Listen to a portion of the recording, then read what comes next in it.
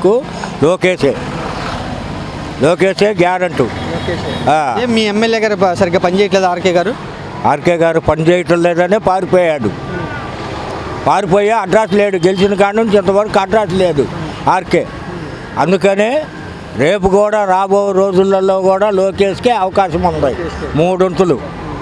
Last time ఓడిపోయారు కదా, ఈసారి గెలుస్తారంటారా? 3 వంతులు గెలుస్తాడు కూడా. భారీ మెజార్టీతో వస్తాడు లోకేష్, అది గ్యారెంటీ.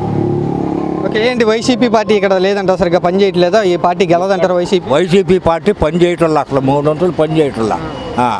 అంతలక్క మంగళగిరి కాడ నుంచి కాకాని, నంబూరు, గుండుమేడ, పాతూరు ఈ మొత్తం కలుపుకున్నా కానీ టీడీపీ ఎక్కడ చూసినా కానీ చిన్న పనులు కానీ పెద్ద పనులు కానీ చేస్తూ ఉన్నారు.